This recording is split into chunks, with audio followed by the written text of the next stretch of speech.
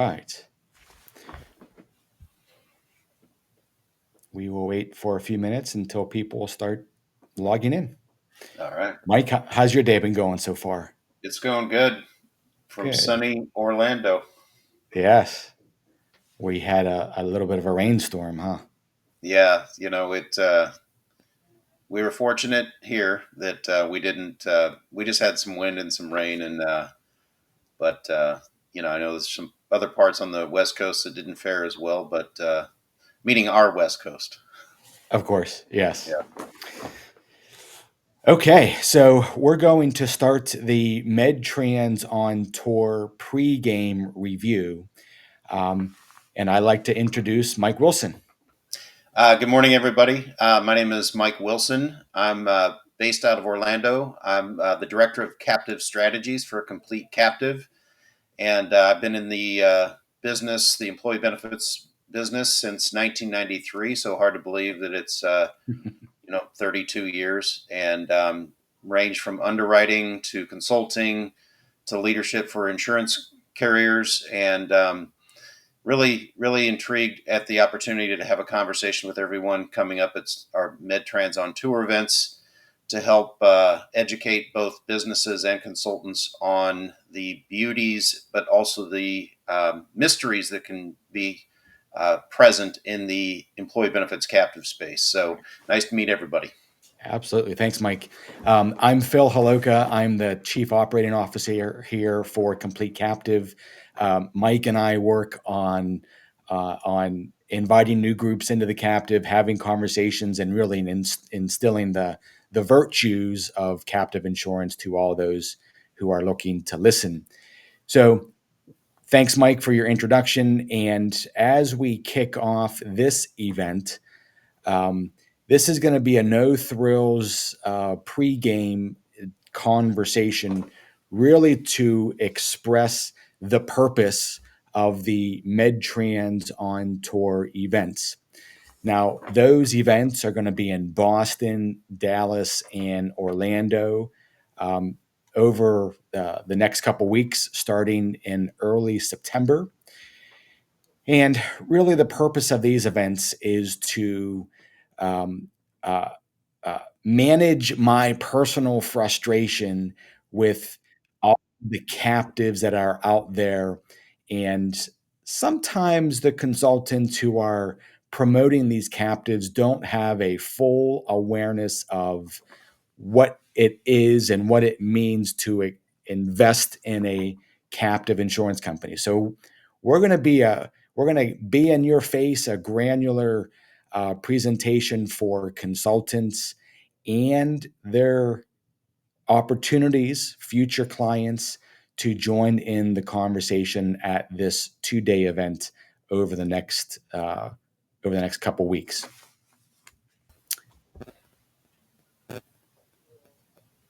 Mike, do you want to add anything to that? Coming from the consultant background, um, you know, from my experience, it really had been all about the group captive space. And one of the misnomers that I had was that a single parent captive model was exclusively reserved for really large clients. And Phil said, it just a couple of minutes ago about no thrills, no frills. Um, the thrill for me about this event is once again that opportunity to help people understand the group captive space as well as the single parent captive space. And one of the things that just from keeping my ears open on things and having conversations with Phil in the past when I was a consultant is the single parent captive model really is not reserved for jumbo clients. And so that's, I think, one of the really interesting things that you're going to be able to learn if you attend this event with us in the next couple of weeks, is to really see the difference between the group captive space and a single parent captive space, and that's exciting to me. It was exciting when I first learned about it, and that's what we're here is to try to help open those opportunities for people of education and understanding. Exactly. So What the purpose of the event is going to be is not, I repeat, not to simply spotlight our flagship single parent captive, but to provide the consultant and the employer with an equal opportunity to understand both captive structures. Because within the market, there are group captives, which we like to refer to as reinsurance captives. And then there are single parent captives, which are solely owned by that employer. Now, what Mike mentioned is exactly right. Most of the times, the misconception is that a single parent captive is only for the larger employers. We have debunked that myth. So, we're going to give you tools to be able to articulate the differences of the group captive and the single parent captive.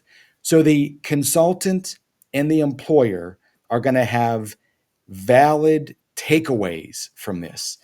Those takeaways are going to be expressed as the education, the conceptual education, the didactic portion of this event. And then we're also going to leave you with paper takeaways that you can reference as you go back to your office and continue to have captive conversations with your fellow peers in your office, as well as the opportunities and current clients. Mike, do you want to talk about the target audience? Yeah. So the first half of our sessions in each of the cities that we're holding these programs in, and again, we're holding these in Dallas, Boston, and in Orlando here. And so the first half of the session is really going to be targeted for those employee benefits consultants that either have some experience with captives, maybe it's primarily the group captive space, or also that consultant that may be starting to dip their toe in the self-funding world or maybe a level funding world. And, it's part of the progression of that learning pathway to learn about captives and how it can provide financial stability and structure for that business that is willing to or interested in exploring self-funding. So that's going to be the first half. And you'll see that, after that half day session, which is in the afternoon, we'll hold a reception and a dinner for those that are interested in attending after that, just to kind of further the dialogue and the interaction and building the relationship. And then the second half is going to be held the next day, and that's targeting those employers. They may either be a client of yours or a prospective client, and we're targeting those employers to help them understand the group captive space. So what we want to outline here, or at least invite you to do, is invite your clients, invite your prospects, and they can either come with you on the first day and attend the second half the next day, which we would encourage both of you to do. But if you want to split it up where you just want to attend the first half of the day and learn our messaging to consultants, and then attend the second day with your clients and prospects, where you can be immersed in this subject with them. And then you'll see the last bullet point here is that, part of this is to drop these seeds of opportunity with you and your prospective clients and your clients. And if we're successful at educating them on that, you can see there's a $750 travel and expense offset that we would provide to you in the event that one of your clients or prospects chooses to join our captive model. Yeah. So, Mike, one of the things that we discussed is, do we bribe the brokers? That is not what we're trying to do here. We want the consultants who are bullish on captives to invest their time to travel to the event. There's going to be an expense there. We get that. We'll cover your dinner in the evening.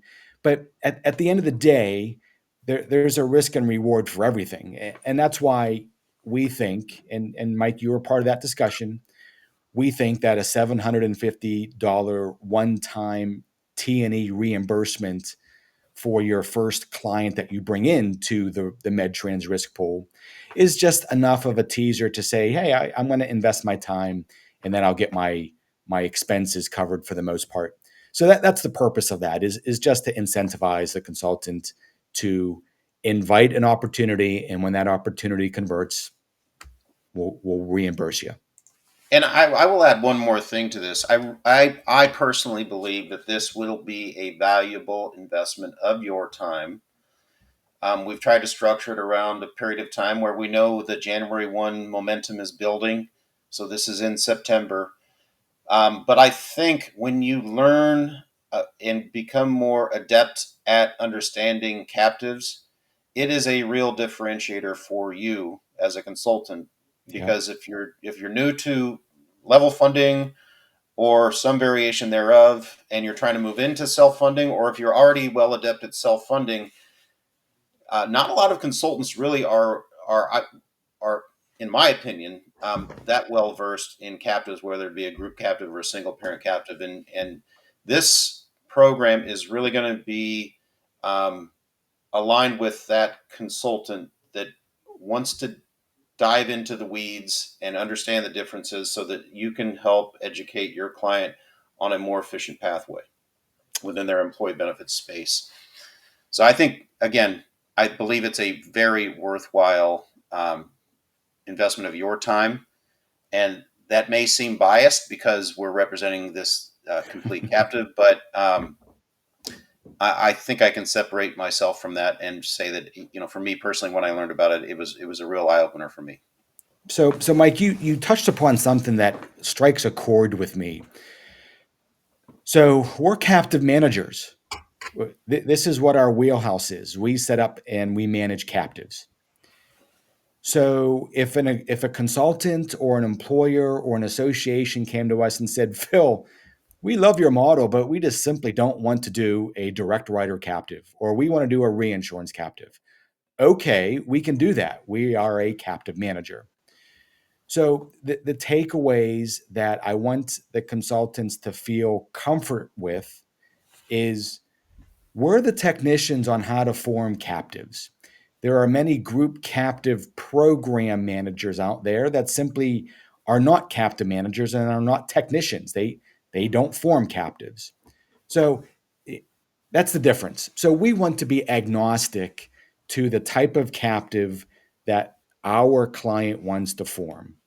So the premise of these events is to be able to spotlight the various things. Now, within the world of captives, there are essentially two types. There's a reinsurance captive and a direct writer captive. Well, Mike, did you know what a direct writer or reinsurance captive was 3 years ago? Maybe, maybe not, right? Right. As an attorney, you know, you have a depth to the organization of captives and the ownership structure, but did you have comfort with understanding what those labels meant? Yeah, and I go back to, Phil, when you and I first had the conversation, you had reached out to me on LinkedIn and said, "Hey, are you open to a conversation to learning about this?" And you know, quite frankly, my focus had been on group captives, and so having a willingness to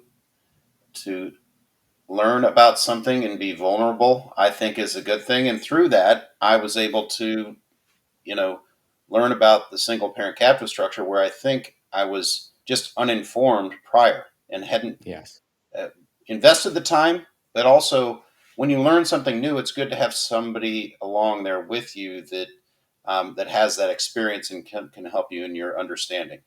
absolutely. And that's what we're here for. So the consultant is going to expect to walk away with valuable information on how to articulate the differences between a reinsurance captive and a direct writer captive, a single parent captive, a mutual captive, and just a captive that the employer is participating in.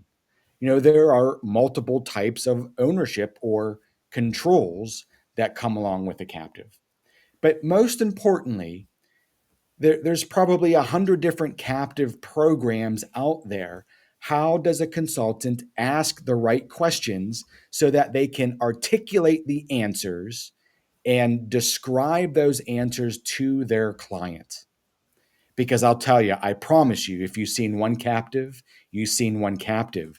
How do you validate the differences and then assign a value to the differences between all of those captives? The difference is driven mainly by the organizational culture of your client. That's important. So you're going to be able to articulate that in a way that you haven't been able to before. And then we're going to educate you on the hidden items that if you're not going to do this deep dive with us, you're not even going to know to ask, like the bordereau report. Man, if you've seen my YouTube videos, you know that if you don't see the bordereau report, you can't make an educated buying decision. Period. End of story. Okay. Quota share, excess retention, all of these things we're going to talk about. Mike, anything you want to add? I think that's well said. Fair enough. So, like I mentioned real quick, and I don't want to monopolize the time, we're going to give you the power to ask the questions, to be able to validate, and we're going to give you the cheat sheets to walk away from, because I guarantee you we're going to say X, Y, and Z today. You're going to travel back to your office, and then 3 weeks later, you're going to say, oh man, what did Phil say about the bordereau report? Or what is the excess solvency coverage? What is that again? I don't remember. And how is that priced? And then we're going to give you a media guide so that when your client asks you a question, that question is going to have a right answer to it. The media guide is going to empower you to understand what that question means. Mike, you're the attorney here, so I'm gonna give this slide to you so you can share the importance to the employer. Yeah. So, this is really addressing the second day of our sessions coming up. And I think one of the things that I want to highlight here is, or two things. I would say the second bullet point on how to match the employer culture with a captive structure. And it really goes down to that common bond between employers. And so we're going to be able to compare and contrast a group captive and what are the bonding elements of a group captive structure versus a single parent captive where each entity or each business owns their own captive.